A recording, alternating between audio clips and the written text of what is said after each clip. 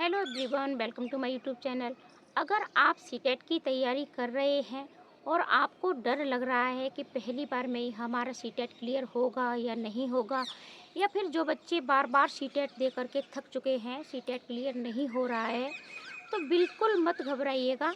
क्योंकि आज मैं आपको कुछ ऐसे सीक्रेट टिप्स बताऊंगी, ठीक है, जो मैंने खुद फॉलो किए थे और कोई भी कोचिंग वाला आपको ये नहीं बताएगा। और इन्हीं ट्रिक से, इन्हीं टिप्स से सीटेट पास होता है। जो लोग इन टिप्स को फॉलो करते हैं उन्हीं का सीटेट पास होता है। और यही सारी चीज़ें मैंने फॉलो की थी। अगर आप हाउस वाइफ हैं, सेल्फ स्टडी कर रहे हैं, तो ये वीडियो आप लोगों के लिए है। वीडियो के एंड तक अवश्य बने रहें और चैनल को सब्सक्राइब भी अवश्य कर लें। तो देखो, सबसे पहली चीज़ है कि मैं आपको 5 पॉइंट बता दूं कि इन 5 पॉइंट को अगर आप फॉलो करते हो तो सीटेट आपका अवश्य ही अवश्य क्लियर होता है। सबसे पहला पॉइंट है कि आपको अपनी अ, मतलब पेडागोजी मजबूत करनी है, ठीक है। अब पेडागोजी मजबूत कैसे होगी आपकी? तो पेडागोजी मजबूत करने के लिए आपको टैग वर्ड्स और कीवर्ड्स अवश्य आने चाहिए। टैग वर्ड्स जो आपके निगेटिव और पॉजिटिव होते हैं, कीवर्ड्स आपके थोड़े से अलग होते हैं, जो आपके कठिन वर्ड शब्दावली भी होती है, ठीक है। ये आपको अवश्य ही अवश्य आने चाहिए। अगर एक बार आपके पेडागोजी पर पकड़ बन जाती है तो 75 नंबर आपके पक्के हो जाते हैं, जो बिना पढ़े हुए आपको मिल जाते हैं। सिर्फ और सिर्फ ये कीवर्ड्स और टैग वर्ड्स पर ही आधारित होते हैं, ठीक है। 75 नंबर आपके पेडागोजी के, तो यहाँ पर आपकी पकड़ बनती है। दूसरा है कि आपको अपने सिलेबस के अकॉर्डिंग पढ़ना है, ठीक है। बात आप स्टेट बोर्ड की कर लेते हैं तो स्टेट बोर्ड के अपेक्षा आपका पेडागोजी पर आधारित होता है सीटेट, तो आपको सिलेबस के अकॉर्डिंग पढ़ना है। साथ ही साथ तीसरा पॉइंट है कि आपको एनसीईआरटी को इग्नोर नहीं करना है। एनसीईआरटी आपको अवश्य ही अवश्य पढ़नी है। अगर आप पेपर सेकंड की बात कर लें तो वहाँ चाहे आप एसएसटी के से दे रहे हैं या फिर आप साइंस मैथ से दे रहे हैं, तब आपको अवश्य बस पढ़नी है। क्योंकि पेपर सेकंड में आपके 45 से 50 तक नंबर आपके सिर्फ और सिर्फ एनसीईआरटी बुकों से ही आते हैं, ठीक है। फिर है आपका चौथा नंबर है आपका 4 सीक्रेट प्लान कि आपको पीवाईक्यू की प्रैक्टिस ज़्यादा से ज़्यादा करनी है। देखिए, पीवाईक्यू की प्रैक्टिस भी आपको ऐसे ही नहीं कि बस ऐसे ही उठा लिया और लगा लिया। पीवाईक्यू की प्रैक्टिस करते समय आपको टैग वर्ड्स और कीवर्ड्स को ध्यान में रखते हुए पीवाईक्यू की प्रैक्टिस करनी है। टैग वर्ड्स निकालना सीखिए पीवाईक्यू लगाते समय, कीवर्ड्स को सीखिएगा, ठीक है। अगर आप टैग वर्ड्स के साथ पीवाईक्यू अभी से लगाओगे तो आप कम समय में, ठीक है, एक तो आपका 100% पेपर मतलब प्रश्न आपका सही होगा, उसका उत्तर सही होगा, और साथ ही साथ कम समय में आप पेपर सॉल्व कर पाओगे, ठीक है। क्या होता है कि बहुत अच्छी पढ़ाई करने के बावजूद भी सीटेट में बच्चों का पेपर छूट जाता है, प्रश्न आपके लंबे लंबे होते हैं, ठीक है। तो पीवाईक्यू हो गया। फिर पांचवा पॉइंट है मोटिवेट। अगर आप वेट अपने आप को खुद से करते रहिएगा कि हाँ, मेरा सीटेट पास होगा, पहली बार में होगा, अवश्य होगा, ठीक है।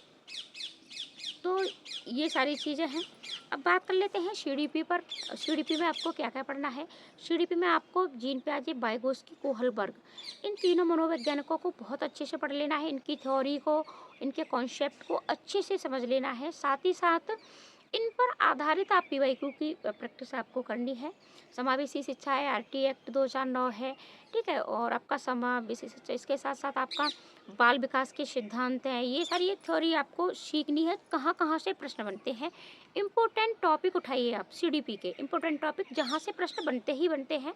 सीडीपी इम्पोर्टेंट टॉपिक पर वीडियो आपको दी जा चुकी है, और जितने भी इम्पोर्टेंट टॉपिक हैं, जो भी सारी चीज़ें हैं, वो आपको फिर से चैनल पर मिलेगी।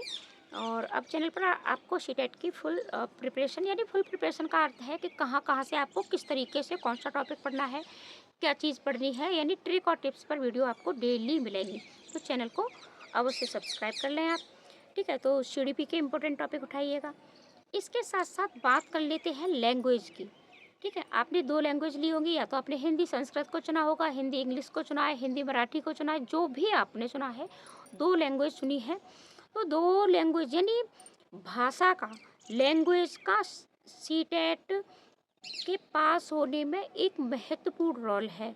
जिसने लैंग्वेज पर पकड़ बना ली, मानो कि उसका सीटेट पास हो ही गया, उसको सीटेट पे कोई भी फेल नहीं कर सकता है, वो एक अच्छे स्कोर के साथ सीटेट में पास होता है। अब आप कहोगे ऐसा क्यों है? ऐसा इसलिए है, आपकी 2 लैंग्वेज पूछी जाती हैं और इन दोनों लैंग्वेज में आपके 30 नंबर यानी 15-15 नंबर के आपके सिर्फ और सिर्फ गद्यांश और पद्यांश से प्रश्न छांटने के लिए आते हैं। ठीक है, तो यानी 30 नंबर आपको कुछ भी पढ़ना नहीं है, सिर्फ आपको प्रश्नों को छांटना है। कोई भी ग्रामर लेवल आपका नहीं पूछा जाता है।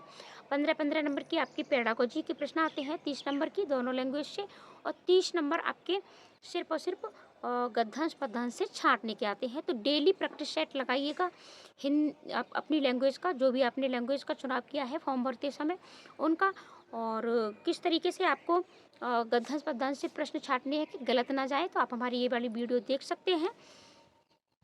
ठीक है, इसके साथ ही साथ है एनसीईआरटी। तो एनसीईआरटी आपको अगर 3 बार में पढ़ लेते हो तो बहुत अच्छी है, लेकिन अब अगर आपके पास इतना टाइम नहीं है तो एक बार एनसीईआरटी अवश्य पढ़ें, उसके साथ नोट्स भी बनाते चलें, और वन लाइनर आप अवश्य बनाएं। ठीक है, अपने नोट्स अवश्य बनाएं एनसीईआरटी के, जो भी इम्पोर्टेंट है उनका रिवाइज अवश्य करें। जो भी पढ़ें उसका रिवीजन आप अवश्य करें। एनसीईआरटी इग्नोर आप नहीं कर सकते हो। अगर आपने एनसीईआरटी को इग्नोर किया तो फिर ठीक है, ये आप भुगत सकते हो। फिर इसके बाद आपको PYQ। तो देखो, PYQ लगाने की भी एक ट्रिक होती है। PYQ को पेडागोजी के साथ लगाएं, साथ ही साथ एक ही PYQ को 3 बार लगाना है। जैसे कि आज आपने लगाया, ठीक है, फिर इसमें आप देखिएगा कि कितने प्रश्न आपके गलत जा रहे हैं, किस टॉपिक से जा रहे हैं। उन टॉपिकों को दोबारा से क्लियर करिएगा। दोबारा से क्लियर करने के बाद फिर से लगाइएगा, फिर देखिएगा कि कितने प्रश्न आपके गलत जा रहे हैं।